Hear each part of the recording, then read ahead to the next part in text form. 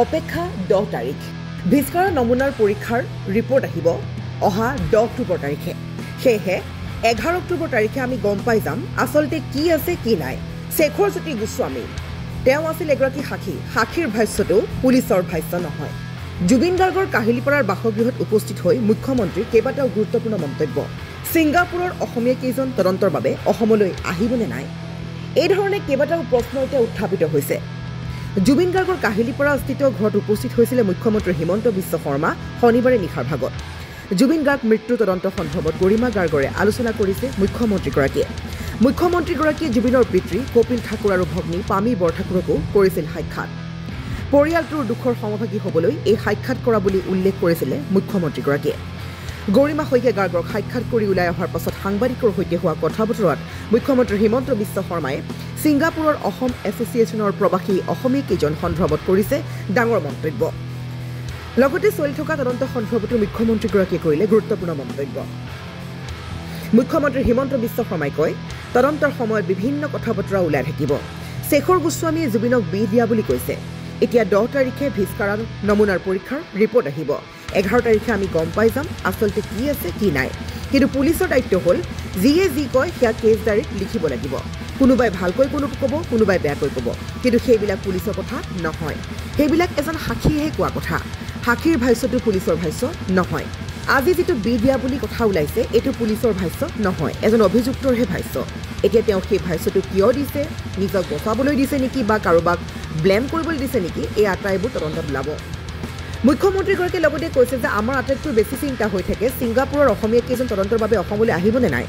তেওঁলোক যদি নাহে আমি তদন্তটো সম্পূৰ্ণ কৰিবই নোৱাৰিম তেওঁলোকেই জুবিনৰ ইয়ত যাত্ৰা বা গোটেই ঘটনাৰ মূল মানুহ আছিল গতিকে অসমবাসী ৰাইজে হেঁচা দিব লাগে সিংগাপুৰৰ অসমীয়া সমাজখনক যাতে তেওঁলোকক পঠিয়াই দিয়ে আমি যাক আনিব লাগে আনিলোঁ কিন্তু এওঁলোক সেই সিংগাপুৰত আছে অসমীয়া হিচাপে তেওঁলোকৰ দায়িত্ব আছে সিংগাপুৰত থকা বাবে মোৰো এক্টিৰিয়ৰ ভিতৰত নাই ভাৰতত থাকিলেতো ধৰি আনিলোহেঁতেন সিংগাপুৰৰ অসমীয়া সমাজখনে তেওঁলোকক হেঁচা দিব লাগে যাতে তেওঁলোক অসমলৈ ঘূৰি আহে তেওঁলোক ইয়ালৈ নহালৈ গোটেই ঘটনাটো কোনেও জোৰা লগাব নোৱাৰিব শেখৰ গোস্বামী শ্যামকানু মহন্ত সিদ্ধাৰ্থ শৰ্মা অমৃতপ্ৰভা মহন্ত এওঁলোক আমাৰ হাতত আছে আমি যেনেকৈ নহ'লেও তেওঁলোকৰ পৰা সঁচা কথাটো উলিয়াব পাৰিমেই আটাইতকৈ চিন্তাৰ কাৰণটো হৈছে সিংগাপুৰৰ এই মানুহবিলাক 6 তাৰিখে আহিবনে নাই যদিহে নাহে আমি আৰু এটা পাক চকুত সোমাই থাকিব লাগিব তেওঁলোকক আমি সকলোৱে হেঁচা দিব লাগে যাতে তেওঁলোকে সোনকালেই আহে আইনৰ জৰিয়তে অনা ৰাস্তাটো বেলেগ কিন্তু মানুহৰ হেঁচা পালে সোনকালেই আহিব এইদৰে ক'লে মুখ্যমন্ত্ৰী হিমন্ত বিশ্ব শৰ্মাই এতিয়া মুঠৰ ওপৰত স্পৰ্শকাতৰ বিষয় হৈ পৰিছে যে সিংগাপুৰত বসবাস কৰা প্ৰবাসী অসমীয়াসকল কেতিয়া অসমলৈ ঘূৰি আহিব আৰু কেতিয়া সঁচা কথা এইটো যে ক'বলৈ চেষ্টা কৰিব আপোনালোকে যিবিলাক ইনভেষ্টিগেশ্যনৰ সময়ত বিভিন্ন কথা বতৰা ওলাই থাকিব যেনেকুৱা শেখৰ গোস্বামীয়ে কৈছে জুবিন গাৰ্গক বিষ দিয়া এতিয়া 10 তাৰিখে জুবিনৰ যিটো ভিস্ৰা বুলি কয় ভিস্ৰা পৰীক্ষা ৰিপৰ্ট আহিব গতিকে 11 তাৰিখে আমি গম পাই যাম যে আসলতে কি আছে কি নাই কিন্তু পুলিচৰ দায়িত্ব হ'ল যোনে যি কয় কেছ ডায়েৰীত লিখিব লাগিব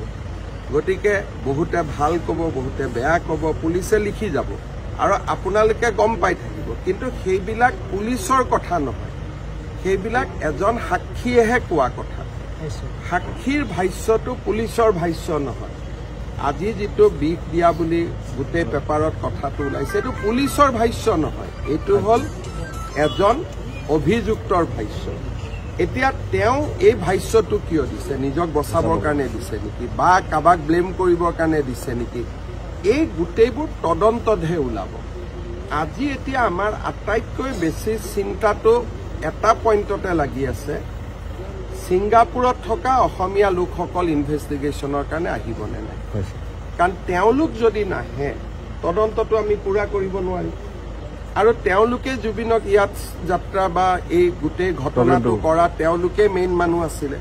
গতিকে এতিয়া অসমবাসী ৰাইজে হেঁচা দিব লাগে সিংগাপুৰৰ অসমীয়া সমাজখনক যাতে তেওঁলোকক পঠিয়াই দিয়ে বাকীটো আমি যাক আনিব পাৰিলোঁ আনিলোঁ কিন্তু এওঁলোক সিংগাপুৰত বহি আছে আৰু দুই এজনে আমাক লিখিছে এইটো অসুবিধাৰ কাৰণে আহিব নোৱাৰোঁ অমুক নোৱাৰোঁ কিন্তু অসমীয়া হিচাপে সেই মানুহকেইজনৰ দায়িত্ব আছে আৰু আজি এতিয়া সিংগাপুৰত আছে মোৰো এক্টিয়াৰৰ ভিতৰত নাই ভাৰতৰ ভিতৰত থাকিলেতো ধৰি আনিলোহেঁতেন সিংগাপুৰত আমি অসমীয়া ৰাইজে তেওঁলোকৰ ওপৰত হেঁচা দিব লাগে ছিংগাপুৰৰ অসমীয়া মানুহখিনিৰ ওপৰত যে আপোনালোকে যেন তেওঁলোকক পঠাই দিয়ে কাৰণ তেওঁলোক ইয়াত নাহালৈকে গোটেই ঘটনাটো কোনেও জোৰা লগাব নোৱাৰিব গতিকে মোৰ মনত যিটো চিন্তা হৈ আছে শেখৰ গোস্বামী শ্যাম কানু মহন্ত সিদ্ধাৰ্থ শৰ্মা অমৃত প্ৰভা এইবিলাক এতিয়া আমাৰ হাতত আছে আমি যেনেকেই নহওক সঁচা কথাটো তেওঁলোকৰ পৰা উলিয়াব পাৰিমেই কিন্তু আটাইতকৈ বেছি চিন্তা হৈছে যে ছিংগাপুৰত থকা এই মানুহবিলাক 6 তাৰিখে আহিব নে নাহে যদি নাহে আমি আকৌ এটা পাকচক্ৰত সোমাই যাব লাগিব গতিকে তেওঁলোকক আমি সকলোৱে হেঁচা দিব লাগে তেওঁলোক যাতে যেনে তেনে অসমলৈ আহে